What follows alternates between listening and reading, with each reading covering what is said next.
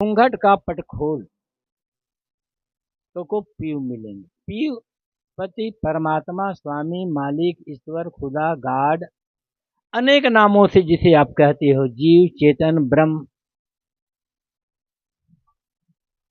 अनेक लोग शिकायत करते हैं। शिकायत क्या करते हैं? पूछते हैं, जिज्ञासा है उनके मन में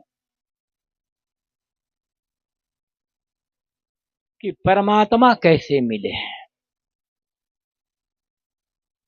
बचपन से आदमी सुनते आ रहा है,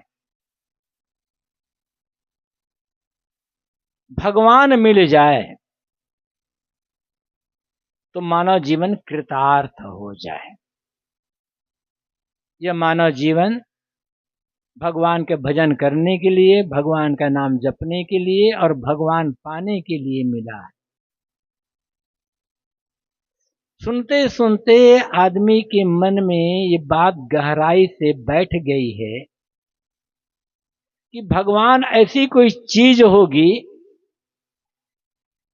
जो बाहर से मिलती है, या भगवान कोई ऐसा व्यक्ति होगा जो बाहर से आकर के मिलता है। और लोग प्रश्न करते हैं, महाराज भगवान कैसे मिलेगा? आप उसको दूसरे ढंग से कह सकते हो, महाराज मोक्ष कैसे मिलेगा, परम धाम कैसे मिलेगा। ये जिज्ञासा होना या ये मुमुक्षा होना, ये आदमी के मन में उत्कंठा होना गलत नहीं है। लेकिन जिसे आप भगवान कहते हो, ईश्वर ब्रह्म परमात्मा कहते हो, वो है क्या, इसे समझना होगा।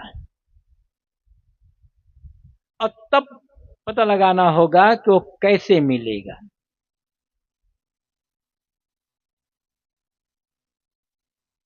सदगुरु कबीर से किसी ने पूछा होगा, महाराज मैं परमात्मा दर्शन करना चाहता हूं, भगवान पाना चाहता हूं, भगवान कैसे मिलेगा? साहब ने इस संबंध में अनेक बातें कही है। उसी में से एक पद है, घूंघट का पट खोल रे तो को पीयू मिलेंगे। घूंघट का पर्दा हटा दो, तुम्हें पी परमात्मा मिल जाएंगे। ये मिल जाएंगे कहने का तरीका है। दूर हो तो मिले, जब निकट है, आदमी का स्वरूप है, तो मिलना क्या है। साहब ने और भी कहा है ना, मुझको कहाँ ढूंढे बंदे, मैं तो तेरे पास में। ये पास में भी कहने का तरीका है। अलग हो तब पास में कहा जा सकता है, और भीतर हो तब। कस्तूरी कुंडल बसे मृग ढूंढे बनवाए, ऐसे घट घट राम है दुनिया जान। जब घट में ही तब वो मिलेगा कहां से? घट में है तो अनुभव करना होगा। मिलना अलग की वस्तुओं से, अलग के व्यक्तियों से होता है। जो घट के भीतर ही है, उससे क्या मिलना और क्या बिछुड़ना, उसका अनुभव करना होगा। उसको आप साक्षात्कार करना कर सकते हो, लेकिन कब? जब ये घूंघट का पट हटा दोगे तब। घूंघट क्या है? महिलाएं साड़ी के पल्लू से चेहरे को ढक लेते थे, घूंघट कहा जाता है। अब तो घूंघट प्रथा ही खत्म है। उत्तर प्रदेश में, राजस्थान के ज्यादातर, तो पश्चिमी उत्तर प्रदेश में, राजस्थान में, हरियाणा के कुछ क्षेत्रों में अभी है। थोड़े बहुत तो कुछ हर जगह है। साहब जो बात कहते हैं, सांकेतिक बात कहते हैं, और ऐसी बातें कहते हैं जो आसानी से समझने में आ जाए। घूंघट अविद्या का पर्दा, मोह माया राग रंग का पर्दा, मन के अज्ञान का पर्दा, मन के बाहर भटकने का पर्दा। ये है कुछ नहीं, नासमझी है, गलतफहमी है। उसी नासमझी और गलतफहमी को दूर करना है।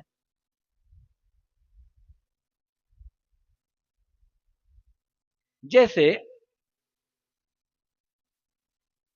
आप लोगों ने देखा होगा, कभी कभी शहर के किसी खास चौराहे पर या गांव में भी होने लग गए, अब किसी नेता की या किसी बड़े पुरुष की मूर्ति स्टेच्यू स्थापित की जाती है। स्थापना के पश्चात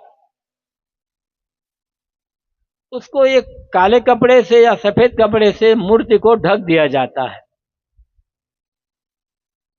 और फिर किसी बड़े नेता को या किसी बड़े आदमी को बुलाकर उसका अनावरण करवाया जाता है। मूर्ति पहले से वहां है, अनावरण जो जिस कपड़े से ढका हुआ होता है उस कपड़े को हटा दिया, अनावरण हो गया। ऐसे ही जिसे आप परमात्मा कहते हो, भगवान कहते हो, ईश्वर कहते हो, मालिक कहते हो, साहब कहते हो, दूसरे लोगों से यहोवा कहते हैं, गॉड कहते हैं, अल्लाह या खुदा कहते हैं, परमेश्वर कहते हैं, उसे पाना नहीं है, उसका अनावरण करना है। वो जो अनावरण है वो कोई बाहर की चीज नहीं है, भीतर का मोह, भीतर का अहंकार, अज्ञान का पर्दा, अज्ञान, उल्टी समझ। अज्ञान का एक अर्थ होता है ज्ञान का अभाव, और अज्ञान का दूसरा अर्थ है उल्टी समझ। इस उल्टी समझ को आप अविद्या भी कह सकते हो। और योग दर्शन में महर्षि पतंजलि ने अविद्या का जो स्वरूप बताया है वो यही कहा है, अनित्या शुचि दुखानात्मसु नित्य शुचि सुखात्म ख्याति अविद्या। अनित्य में नित्य का भ्रम होना, दुख में सुख का भ्रम होना, अपवित्र में पवित्र का भ्रम होना, और अनात्म में आत्मा का भ्रम होना, मतलब उल्टी समझ, रिवर्स अंडरस्टैंडिंग, ये अविद्या है। करना कुछ नहीं, समझ सही कर लेना है बस। समझ सही हुई, पता चल जाएगा जिसे मैं पाना चाहता हूं वो तो मेरे भीतर है। लेकिन ये समझ सही कब हो? जब ये अविद्या का पर्दा हटेगा तब। करना कुछ नहीं है, आपको जाना कहीं नहीं है। आप ये सोचोगे कि इस गाढ़ा कुसमी के एक छोटे से आश्रम में परमात्मा कहां मिल सकता है हमको? परमात्मा प्रयाग में मिलेगा, काशी में, गया में, रामेश्वर, जगन्नाथ, बद्रीनाथ में, द्वारका में मिलेगा। बड़े बड़े तीर्थों में परमात्मा मिलेगा, एक छोटे से गांव में कहां परमात्मा मिलेगा? लेकिन याद रखना होगा, जहां आप बैठे हो वहां यदि आपको परमात्मा नहीं मिला तो काशी, प्रयाग, गया, जगन्नाथ, बद्रीनाथ, केदारनाथ, जितने नाथ कहो आप चले जाओ, वहां नहीं मिलने वाला है, क्योंकि वहां है ही नहीं। जाकर पूछ लो प्रयागराज, हम तो प्रयागराज में ही रहते हैं ना, वहीं हमारा आश्रम है। हमने तो नहीं सुना कि किसी को कि यहाँ प्रयागराज में किसी को परमात्मा मिल गया हो। काशी में भी रहने का अवसर मिला है 6-8 महीना तक, वहां तो नहीं सुना हमने कि परमात्मा किसी को मिल गया हो। आप जहां है और जहां है नहीं, आपका होना, आपका अस्तित्व परमात्मा का होना है। अनुभव में कब आएगा? जब अविद्या अहंकार का पर्दा फटेगा तब। मन से माया का मोह जब हट जाएगा तब। जितनी हमारी साधनाएं हैं धर्म के क्षेत्र में, नाम लेने की आवश्यकता नहीं, अमुक साधना, अमुक साधना, पूजा, सामान्य पूजा पाठ, नाम जप से लेकर के बड़ी बड़ी साधनाएं, ध्यान और ये और वो जो कहते हो, वो सबका एक ही काम है, अहंकार अविद्या के पर्दे को हटाना। और सब कुछ करते हुए भी अहंकार अविद्या का पर्दा हटा नहीं तो भटकते रह जाओ, कुछ नहीं मिलने वाला है। बड़े बड़े महात्मा लोग कहते हैं, बड़े बड़े पंडित और पता नहीं कौन कौन क्या क्या कहते हैं आपको, ऐसा करो परमात्मा मिलेगा, वैसा करोगे पर वहां जाओ परमात्मा मिलेगा। गीता क्या कहती है? ईश्वरा सर्वभूतानां हृदय से अर्जुन तिष्ठति। अर्जुन, ईश्वर तो सभी प्राणियों के हृदय में बसा हुआ है। जब हृदय में बसा हुआ है तो प्रयाग में क्यों खोजते हो? हृदय में बसा हुआ है तो काशी बद्रीनाथ जगन्नाथ द्वारका रामेश्वर में क्यों खोजते हो? हृदय में टटोलो ना भाई। और कबीर साहब तो यही कह रहे हैं, दिल मां खोज दिल मां खोजो, यही करी मां रामा। दिल में खोजो। हम भीतर नहीं खोजते हैं। खोजने का मतलब भीतर समझने का प्रयास नहीं करते, बाहर भटकते हैं। और बाहर कितना भी भटक लो, जो चीज जहां नहीं वहां मिलेगी नहीं। साहब साखी याद होगी, वस्तु वंते खोजे अंते क्यों कर आवे हाथ, सज्जन सोई सराहिए पारख राखे साथ। वस्तु कहीं अलग हो, खोज की जाए अलग तो मिलेगी कैसे? वस्तु जहां पर है वहीं पर खोज करो, वस्तु वहीं मिलेगी। वो कहानी याद होगी, दोहरा देता हूं मैं। ऐसे शाम का समय था, एक बूढ़ी मां अकेली रहती थी, कपड़ा सिलने का काम कर रही थी। तो शाम के समय बैठकर वो कपड़ा सिल रही थी। किसी अन्य काम की याद आई, कपड़ा सिलना छोड़ करके वो बूढ़ी मां उठकर अन्य काम करने चली गई। काम करते करते थोड़ा समय ज्यादा हुआ तो अंधेरा हो गया। अब लौट करके आई तो सुई मिल नहीं रही, सुई खो गई। खो क्या गई? वहीं थी लेकिन मिल नहीं रही थी। समझ लो बूढ़ी मां ने सोची कि सुई तो खो गई, खोदने लगे। इतने में क्या हुआ, बाहर सड़क की जो बत्ती लगी रहती खंभे में, बाहर की बत्ती जल गई। बूढ़ी मां घर से निकल करके बाहर सड़क पर खोदने लगी। कुछ युवक आए, युवकों ने देखा कि बूढ़ी मां कुछ खोद रही है। पूछा, मां क्या खोद रही हो, क्या खो गई है? बूढ़ी मां ने कहा, बेटा सुई खो गई है, उसी को खोज रही हूं। युवकों ने सोचा मां की उम्र ज्यादा हो गई है, बूढ़ी है, आंखों से कम दिखाई देता होगा, चलो हम लोग भी खोदने में सहयोग कर देते हैं।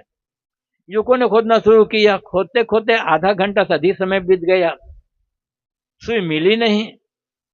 तो उन युवकों ने पूछा, मां यहां तो सुई मिल नहीं रही है, सुई कहां खोई है? कि बेटा सुई तो घर के भीतर खोई हुई है।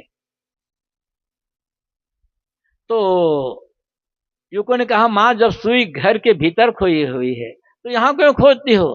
घर के भीतर खोजो। कि बेटा घर के भीतर तो अंधेरा है, और अंधेरे में कैसे मिलेगी सुई? सड़क में प्रकाश है ना, प्रकाश से मिलेगी ना। तो युवकों ने कहा, मां सुई यदि घर के भीतर खोई है तो भीतर प्रकाश जलाना पड़ेगा। बाहर जा कितना भी प्रकाश हो जाए, बाहर खोदने से सुई नहीं मिलेगी। ठीक यही बात यही है। हम हर जगह दीपक जलाते हैं, यहां वहां पता नहीं कहां कहां। हृदय मंदिर में ज्ञान का दीपक जलाए हो? हृदय मंदिर में तो अंधेरा है ना, अज्ञान का, अहंकार का, अविद्या का अंधकार छाया हुआ है। बाहर कितना भी दीपक जला लो बाहर, जब तक हृदय मंदिर में ज्ञान के दीपक नहीं जलाओगे तब तक बाहर का दीपक जलाना काम नहीं आएगा। बाहर जलाते हो दीपक जलाओ, उसके लिए मना नहीं कर रहा हूं मैं, लेकिन भीतर ज्ञान का दीप जलाना चाहिए। ये बात कभी समझ में आई या नहीं आई? सत्संग भी कर रहे हो, भक्ति भी कर रहे हो, संत गुरु की सेवा भी कर रहे हो और तमाम धर्म के ग्रंथ भी पढ़ रहे हो, लेकिन बात समझ में नहीं आ पा रही है कि भीतर तो अज्ञान है और यह ज्ञान पूजा पाठ से दूर नहीं होगा। अभी 2-3 घंटे के पश्चात अंधेरा हो जाएगा, बत्ती मत जलाओ, एक भी बत्ती मत जलाओ और सब मिल करके कीर्तन करो, अखंड कीर्तन करो, खूब हारमोनियम तबला लेकर के भजन गाओ, पूजा करो, पाठ करो, नाम जपो।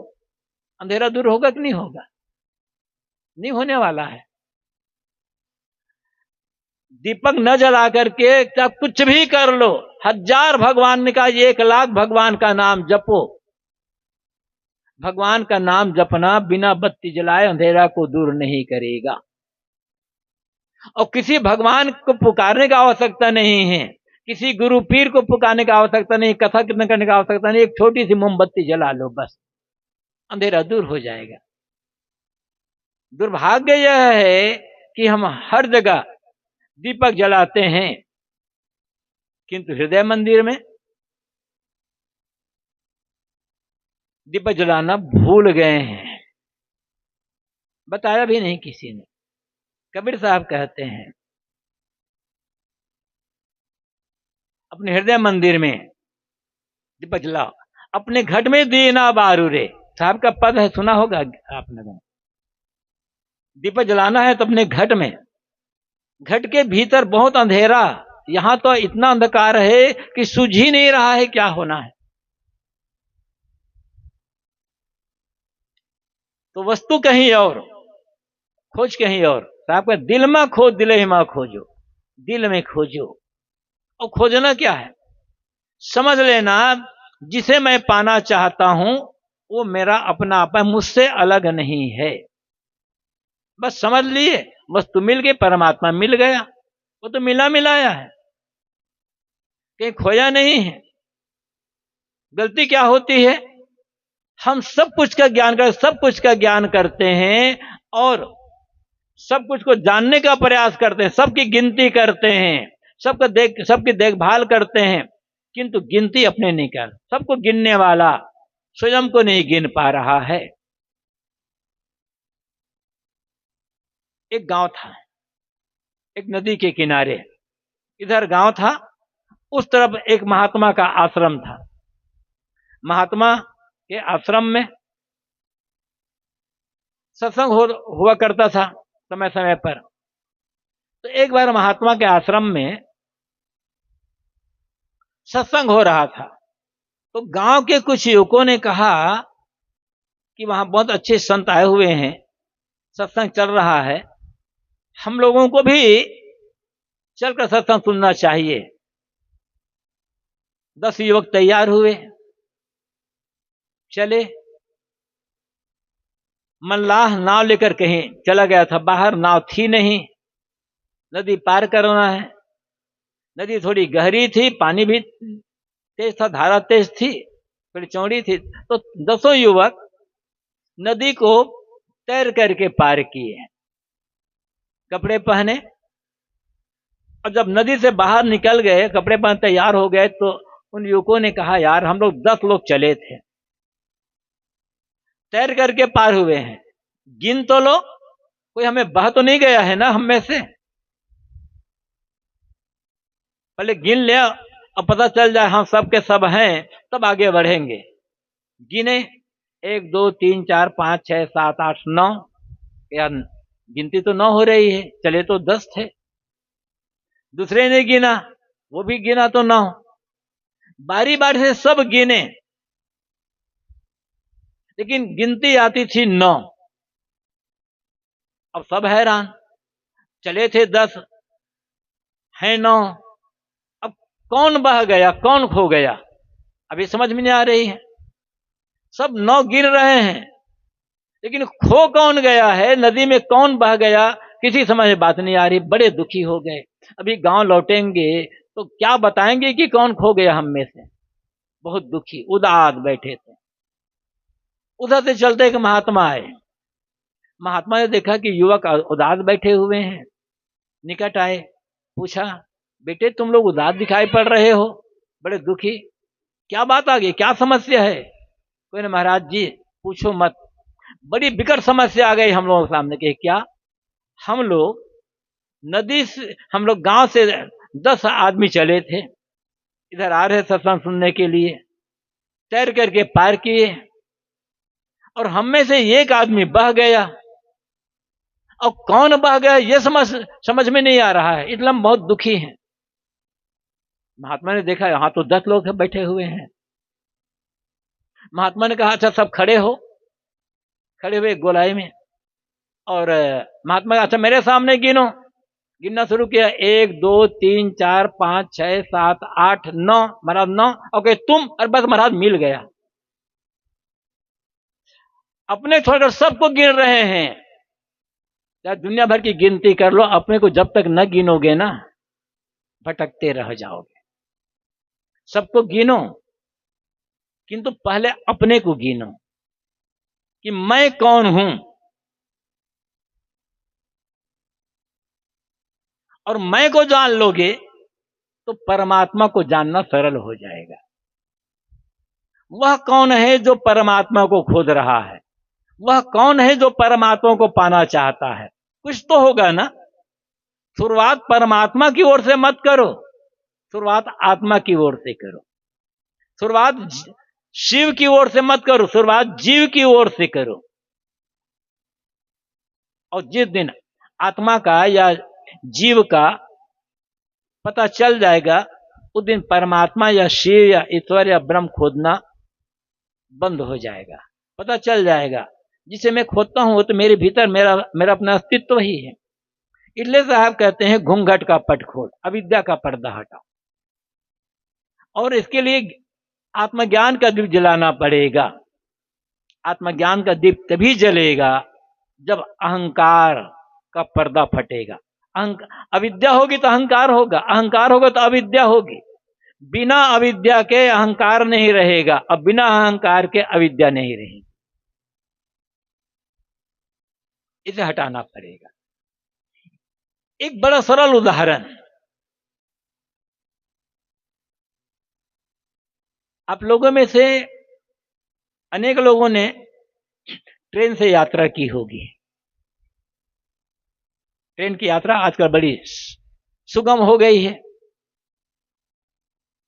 अब ट्रेन से यात्रा कर रहे हैं, या कहीं जाने के लिए स्टेशन में पहुंचकर प्लेटफार्म पर खड़े होकर ट्रेन की प्रतीक्षा कर रहे हैं।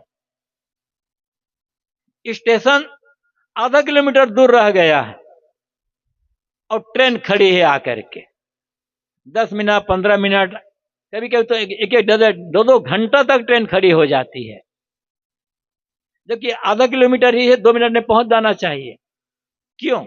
ड्राइवर सब कुछ सही है, कहीं गड़बड़ी कुछ नहीं है, फिर भी ट्रेन खड़ी हुई है।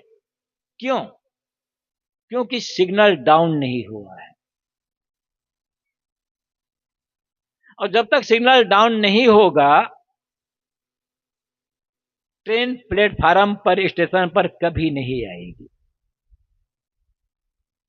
स्टेशन प्लेटफार्म पर ट्रेन तभी आएगी जब सिग्नल डाउन होगा।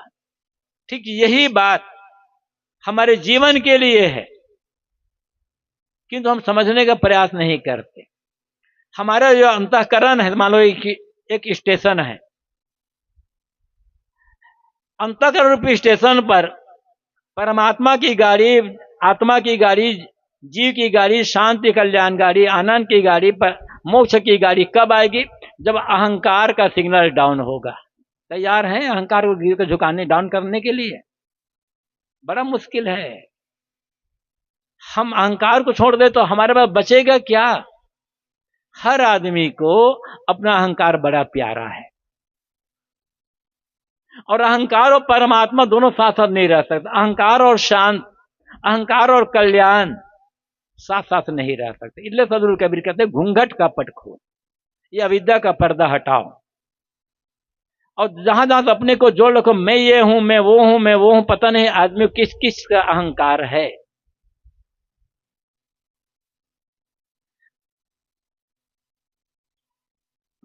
बड़ी जाति का होने का अहंकार। हम बड़ी जाति के हैं। कौन सी जाति बड़ी है भाई?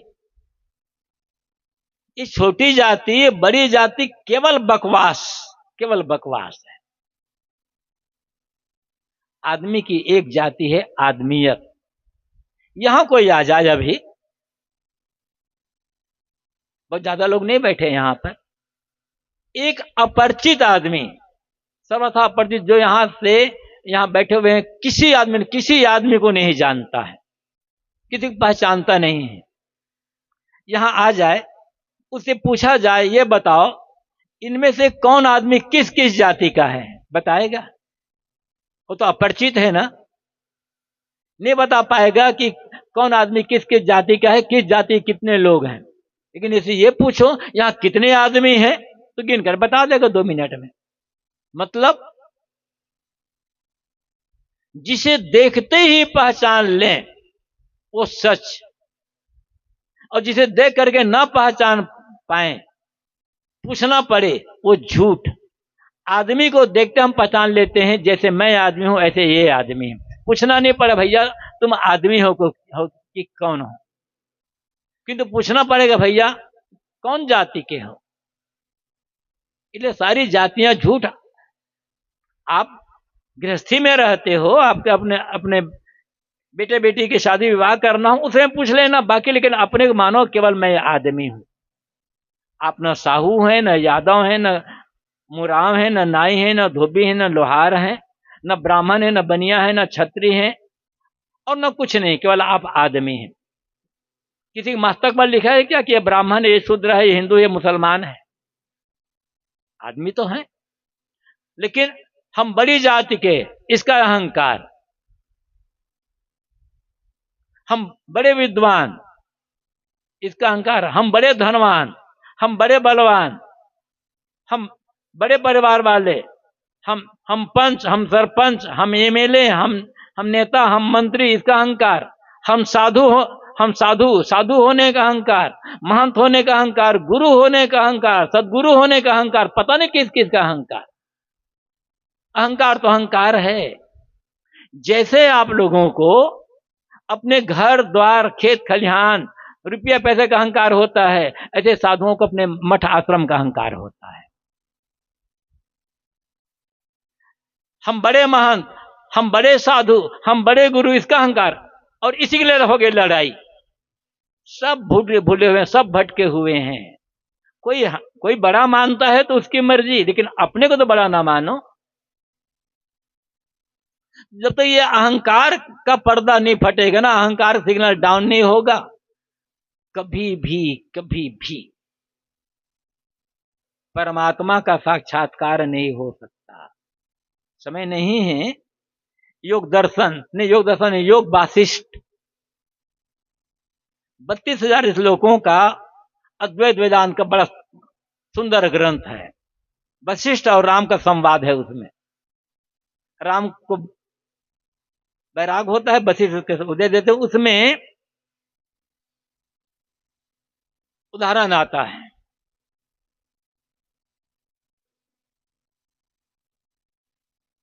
राजा और रानी का। रानी ब्रह्मज्ञानी, राजा देहाभिमानी। चुड़ाला और शिखध्वज। शिखध्वज राजा है, चुड़ाला उनकी रानी है। समझाने पर होता, वो लंबी कहानी नहीं कहूंगा। हमेशा चुड़ाला कहती है राजा त्याग करो, त्याग करो, त्याग करो। भोजन छोड़ कर त्याग कर दिया, पानी का त्याग कर दिया, कपड़े का त्याग कर दिया। क्या राजा शांति मिली? न देव शांति तो नहीं मिली कि त्याग करो। अब सोचो क्या करूं? राज्य का त्याग किया, झोपड़ी का त्याग किया, कमंडल पुस्तक का त्याग किया, भोजन का त्याग किया, पानी का त्याग किया।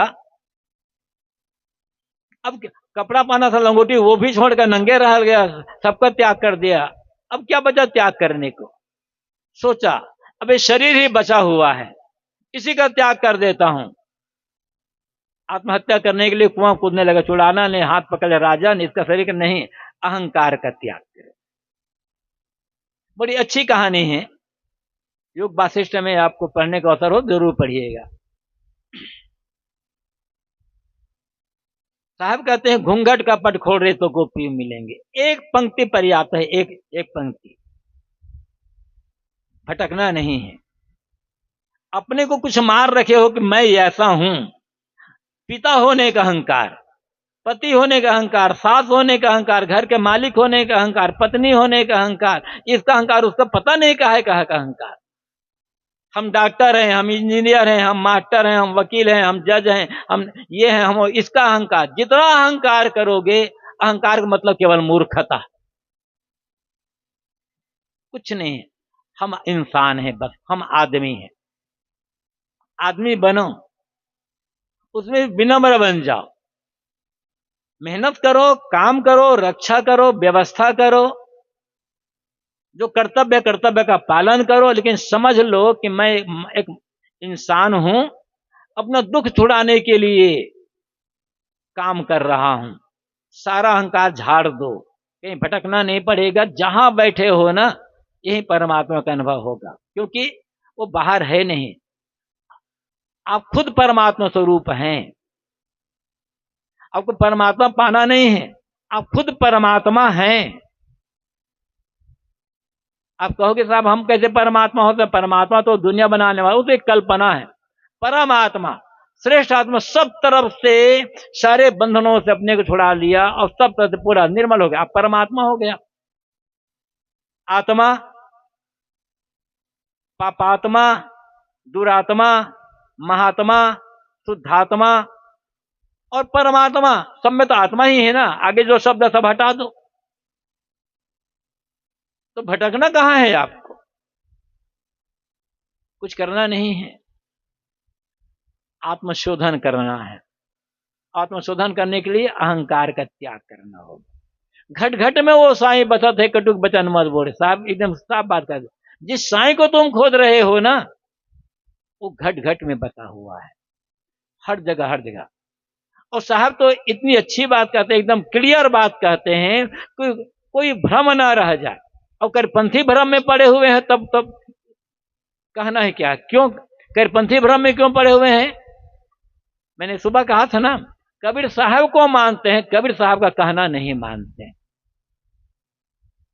कबीर साहब की पूजा करेंगे, लेकिन कबीर साहब की वाणी को नहीं पढ़ेंगे, उसका चिंता मनन नहीं करेंगे, इसलिए कबीरपंथी को भ्रम है। और भयंकर भ्रम है कबीरपंथियों को भी, कम थोड़े हैं। सबको नहीं कह रहा हूं, अनेक लोग भ्रम से मुक्त भी हैं। साहब कहते हैं घट घट में वो साईं बसा, जिस साईं को तुम खोज रहे हो ना, वो घट घट में बसा है। और साहब एकदम क्लियर बात कहते हैं, आंख न मूंदो, कान न रूंदो, काया कष्ट न धारो, खुले नयन हद हद पहचानो, सुंदर रूप निहारो। भगवान के दर्शन करने के लिए मैं आंख नहीं बंद करता, कान को भी बंद नहीं करता, शरीर को मैं तपाता नहीं हूं, शरीर को मैं कष्ट नहीं देता, शरीर को तकलीफ नहीं देता। मैं खुली आंखों से जिधर देखता हूं उधर उधर मुझे परमात्मा का सुंदर रूप दिखाई पड़ता है। सामने परमात्मा बैठे हुए हैं, इधर इधर भगवान, इधर भगवती, इधर देवता, इधर देवियां। यदि इंसान में और प्राणियों में परमात्मा दिखाई नहीं पड़ेगा तो कहां दिखाई पड़ेगा? दुर्भाग्य कहां है? हमें पत्थर की मूर्ति में परमात्मा दिखाई पड़ेगा, कागज के चित्र में परमात्मा दिखाई पड़ेगा, पेड़ में दिखाई पड़ेगा, पानी में दिखाई पड़ेगा, यहां तो गोबर में भी दिखाई पड़ेगा परमात्मा। गोबर का गरुड़ बनेगा, आदमी परमात्मा दिखाई नहीं पड़ेगा। आंख ही नहीं है आदमी की ना, अंधा हो गया है आदमी, कहां से दिखाई पड़ेगा? और साहब क्या कहते हैं, जहां जहां देखो, जहां मैं देखता हूं, खुले नयन पता, खुले आंखों से मैं जिधर देखता हूं मुझे भगवान का रूप दिखाई पड़ता है। इतना साफ कहने वाले कबीर साहब, और उसके भगत भटक रहे हैं परमात्मा पाने के लिए, ऊपर ताक रहे हैं आकाश में। ऊपर कहां से मिलेगा? जिसे भीतर नहीं मिलेगा उसे बाहर कहां से मिलेगा?